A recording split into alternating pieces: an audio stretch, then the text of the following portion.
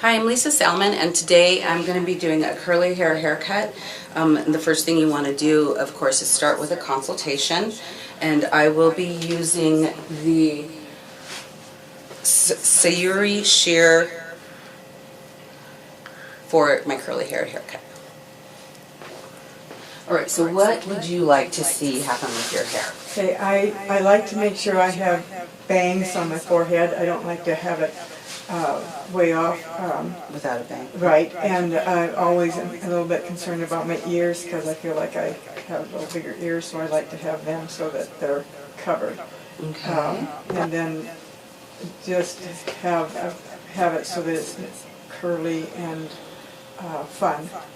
Okay, and so what do you want to be able to do as far as maintenance? Like in the morning, how much time do you want to spend on your hair? I would like to be able to shower and put some gel in my hair and use my fingers to scrunch and kind of shape it. And I don't blow dry. I don't do curling iron. I don't even own a comb Okay. other than if I'm trimming it or something. Okay, perfect. So that's perfect for curly hair. You shouldn't do anything to curly hair. You should be able to get a haircut that allows you to put a product in there to define the curl and not have to do anything at all until after it's pretty much dry.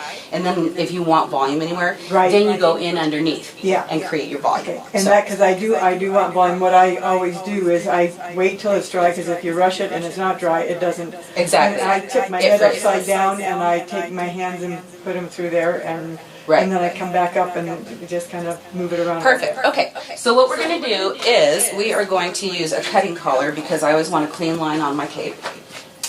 And she's got a very clean hairline. We don't have to worry about shaving or anything like that, which is awesome. So I'm going to use my widest tooth comb, and to begin with I'm going to go ahead and spray with a water bottle because she has already washed her hair.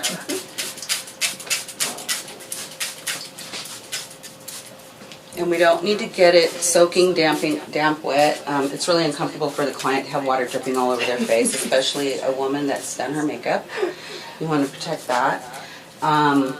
But you do want to moisten it because it's going to show you kind of where the curl is going and what the curl's going to do naturally as it dries and as you go on with the haircut. So I feel like I have enough water on there for her. And I'm going to go through. I'm going to keep clips close by, just in case I need them. So we're going to maintain her length. I'm pretty much just going to go through and look at the lines of this haircut.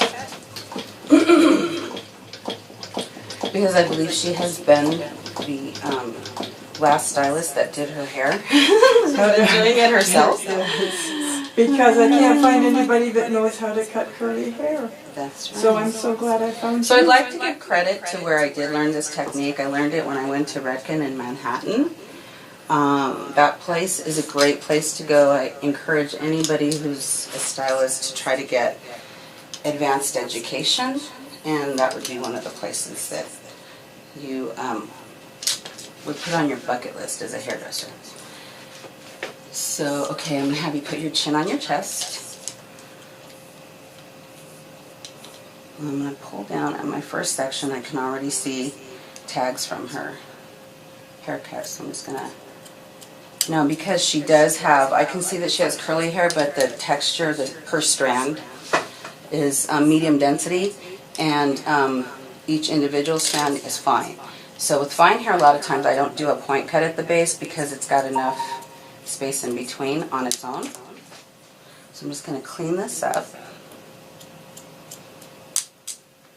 And because I want to make sure that this is going to have plenty of kick and curl in it, I'm going to go in and take out anything that looks heavy.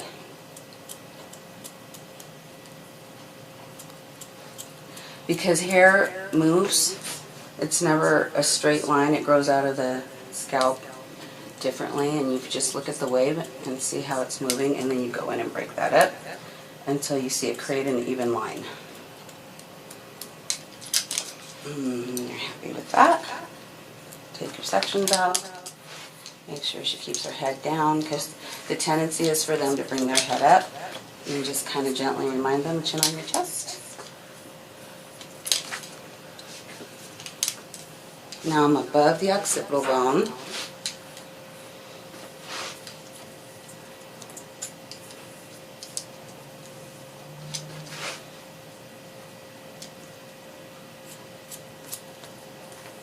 I'm going to look all the way down through the section and find any tags that are sticking out.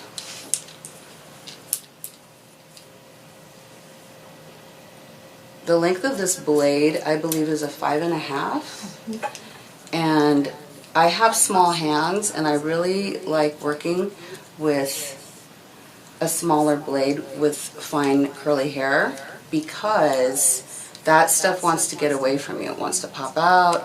And that's why it's really important to only cut to the second knuckle and have some tension on that hair. Now I'm going to just pull behind the ear and bring it in because I want to save length on the hair. A lot of times with curly hair, I'll cut from the inside out. Make sure I have an even perimeter at the length, but cut from the inside out.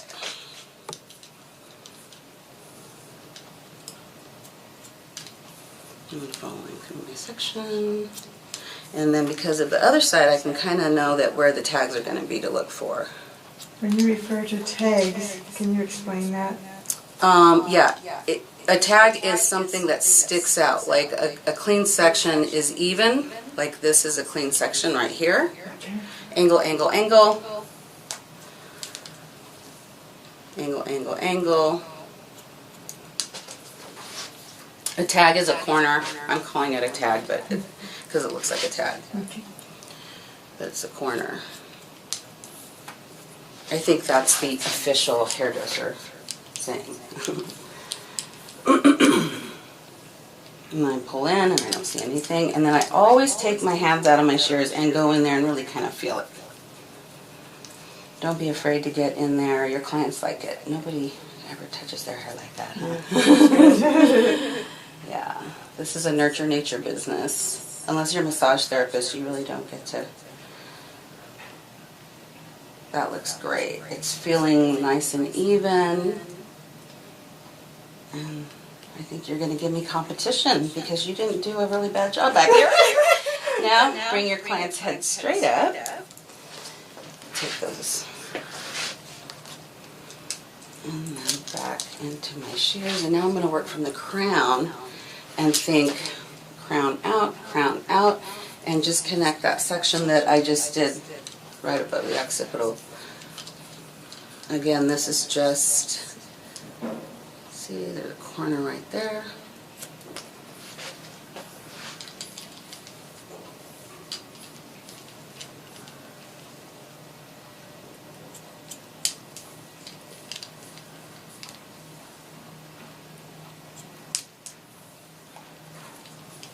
And I just cut this, so I'm not going to recut my section that I already cut.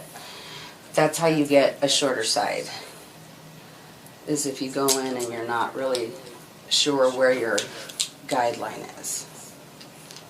And you always want to be fine working with the guideline.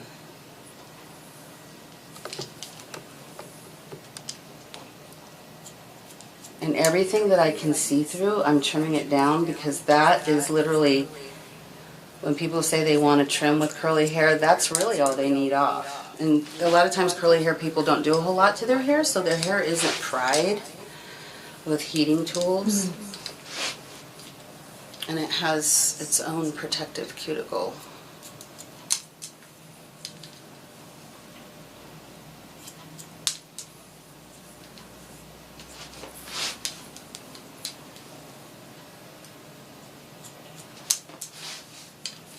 And I'm working down into my section that I created last time, and here's where it can connect.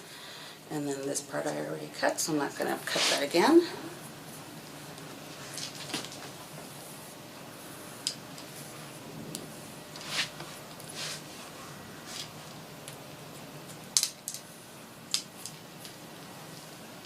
Behind the ear is always some place that you have to be really careful for, because you have to make sure you compensate for the ear being there. So I always pull back and see if there's anything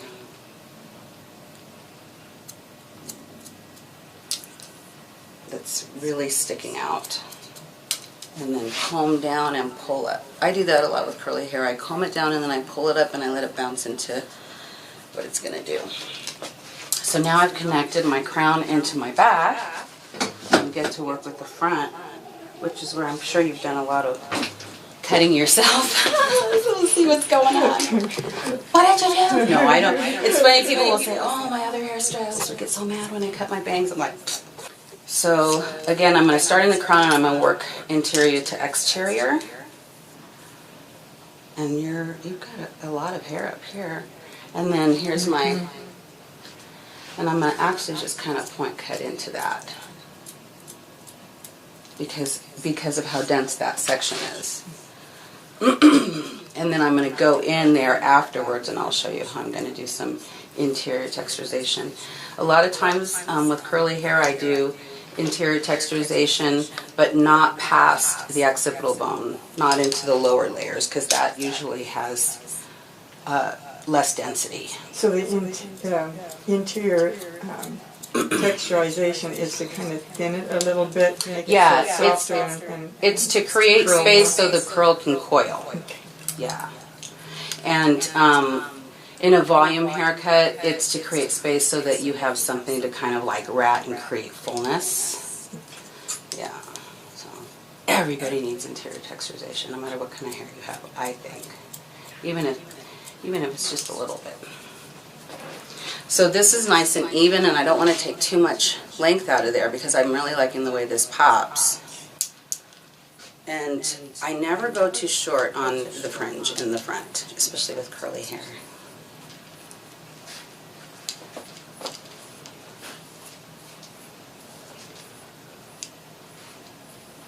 So I'm going to take, and this is how I'm going to go old school and figure out where the bang section is. I lift, and you can see where she's left it long, and then it divots in, and then there's a space right here. So I'm going to connect that, but I'm going to use my little pie section here that's going to encompass one side of the fringe to the other. Pull it up, let that fringy bit drop out, and then point cut to even it.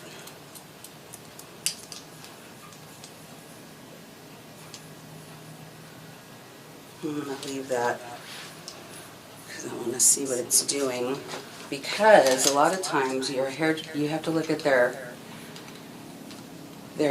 recession, and you don't want to cut too much hair. You want to leave them enough that you're going to blend it into this. And this is very typical what we get. The sides need help. Yeah. Big time. Yeah. Because then what you do is you ignore them and tuck them behind your ear and stuff like that. So I'm going to really pay attention to the fringe going into the sides right now.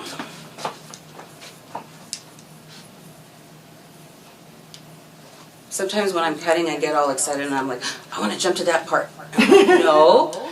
Calm down. Talk yourself off the ledge.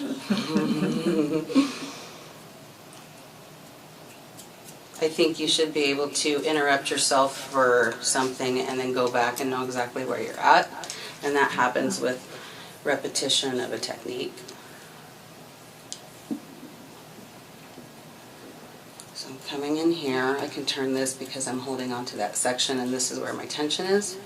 Just taking out anything that looks like it's just a stray. I'm pulling. Here's a little bit of a corner there. Just take that off. And then pulling forward, allowing for hair to pop through. Now I'm gonna pull my section into behind the ear and clean that up if I need to, so I can really see what's happening here. You want me to turn her? Yeah. So this is the front of the ear. You can see that this hair wants to grow in front of the ear. So that's what I let happen. I just let this take its section, and it was wet, but now I can see where it's bouncing up. And so I'm like, okay, this is a thick section here, so I'm going to take even more out of my way. And then I'm going to cut with the energy of the hair, which is down. So I'm going to turn behind, and I can see those little hairs right there that have been cut. I don't. So I'm going to follow myself down here, using that as my guide, and take that corner out. So I'm just taking a little bit of hair out, but that's more even. And I'm going to take out, use that as my guide, pull another section through, let what wants to be behind be behind, and now I can hold it in front and I can see. And now this guy is connected to behind the ear, and that's where I'm going to even out, taking that little point out. But it's going to blend through, and that doesn't even reach it, so I'm going to deal with that later. On this side, same thing. Take my section, figure out what wants to be in front of the ear and what wants to be behind. See, this is a little section right here that she took out a little bit much, so we're going to let this bang stay over there. It's good to notice this kind of stuff because she's done her own hair, so there's going to be a lot of difference of length, disconnection. But, I mean, not as bad as you would think, so that's what I'm saying here. Curly hair is so forgiving. It really is. The only way I get by with this. So I see a little guy up here I don't want. And I'm going to follow this way. Energy is going down, so I'm taking the back of my shear a little bit and kind of pinch and talk down.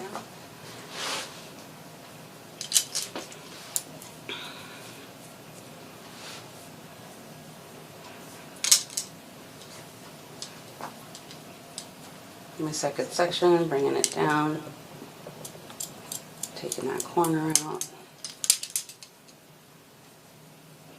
Take a little bit of a round because I'm going around the ear, and I just want to see how it connects on this side. And there's some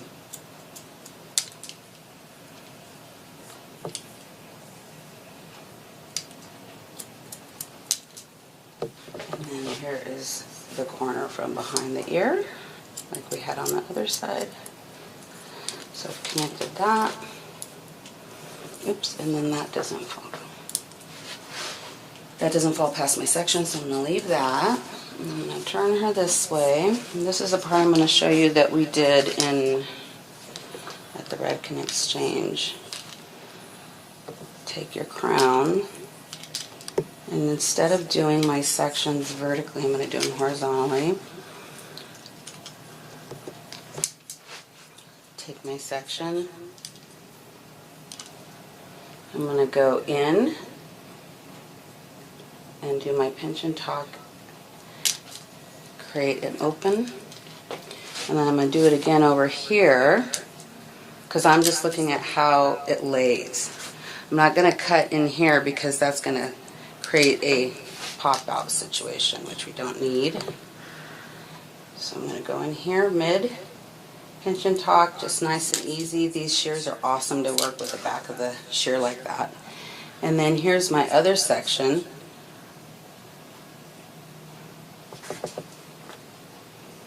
Pin that away.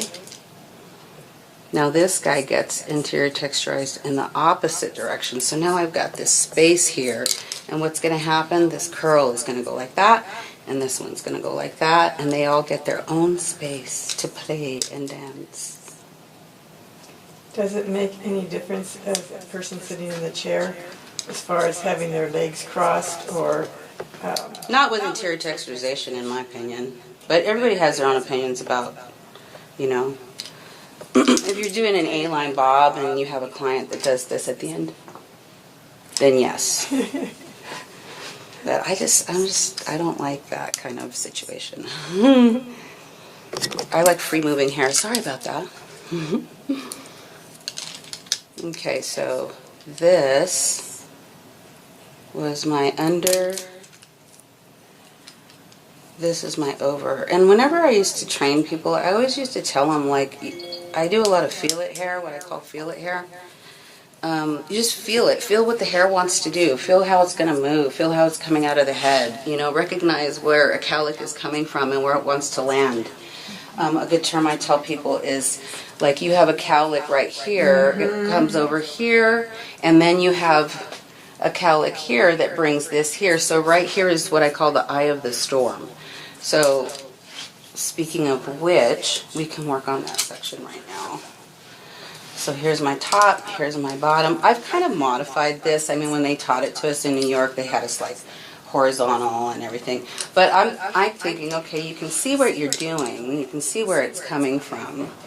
So you can take your section. This is where your cowlick dips, where it like spreads. So you go under the cowlick because you want to create that lift. And I'm going to go take my section, create some space, pull that out, create some space.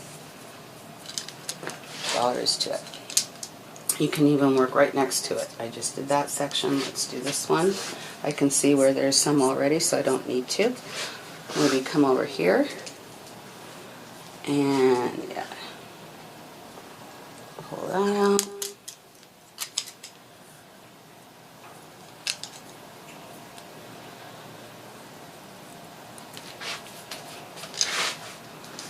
And it's good to maybe try it on a mannequin head because they have straighter hair on some of these mannequin heads and you can kind of see exactly what's going on. I'm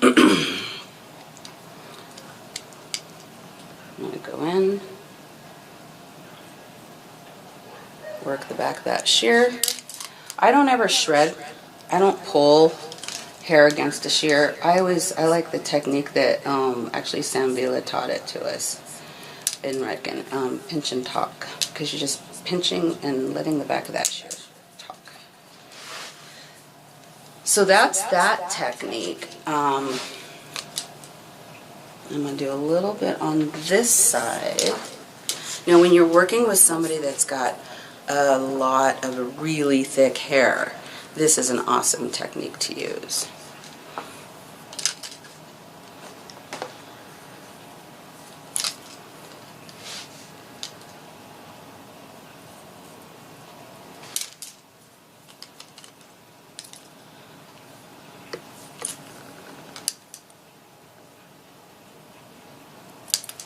So you're just barely moving the blades together. Mm-hmm. That's why that's a good term, pinch and talk, because you just pinch and you're like... Everything in hairdressing is very visual. And even when you say terms, you have to use the visual. Right. You know? Okay, now that I'm going into the crown, this is where we always get this winged out section. Nasty. So what I did was, you saw before when I pulled this up and I brought this in, and she had this little bit of a tag right here on her fringe. Now that I know that's the fringe I want to keep, so I take that length out. I'm going to go ahead and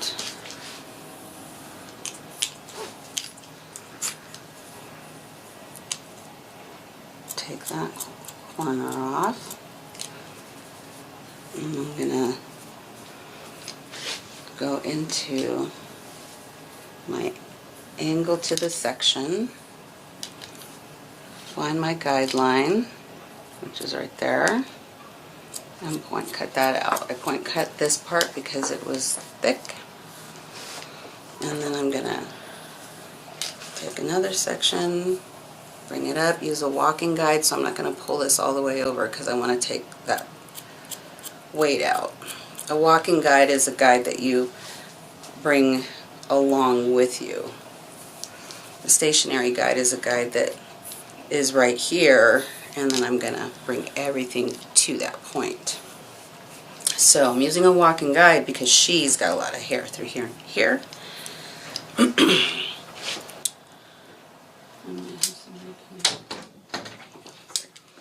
So then I'm going to, so I work from here to about an inch from the perimeter, and then I'm going to come back, find it on this side.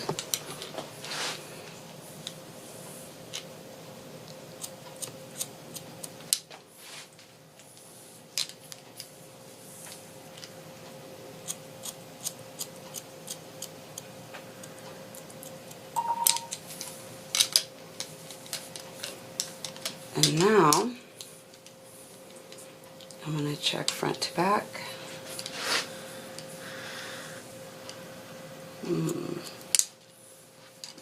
Pretty even. Front to back through here.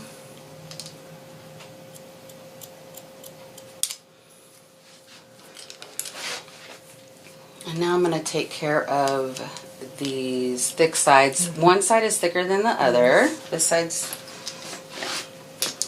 Isn't it typical with a person's head that they do have a heavy... Oh yeah, everybody has one side longer, one side, yeah, you know. But what I'm going to do here is I'm going to connect to the perimeter. So you just have to texture up and then I'm going to connect. Side. Yeah. And I'm going to connect this interior to my perimeter.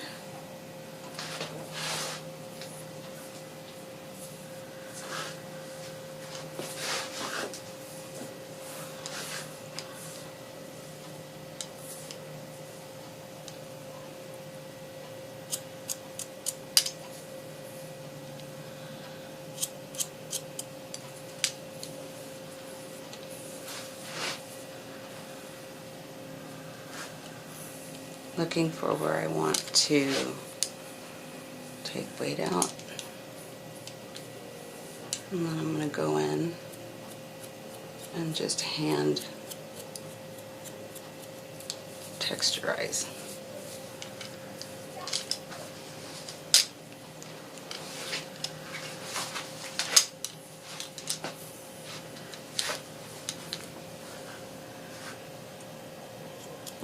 Take the interior to the perimeter.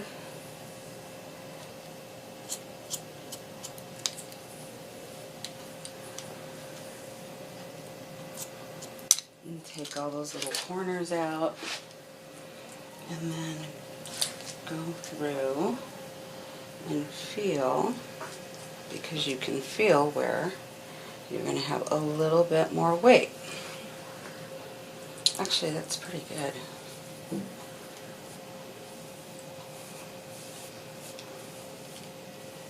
Because these sides now are, oh, there's a little bit more on this one. I can even see that. So I'm going to go in, pull it up in a bunch of different directions. There's the corner. You can always find it, and a lot of times it's just a little teeny tiny corner. But it shows up. Mm-hmm.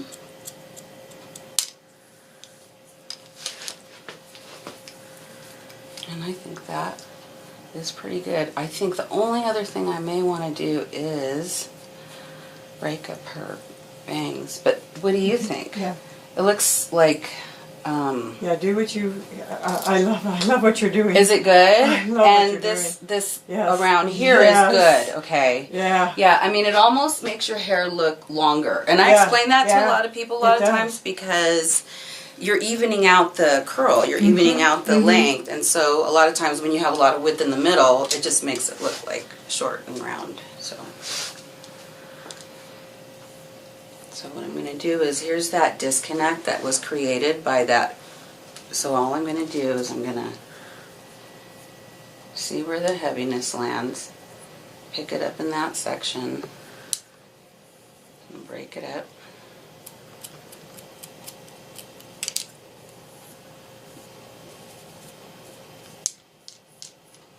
And then take her perimeter, which has a big thick curl on it, and break that up. And go kind of deep. And then pull a little bit of fringe out.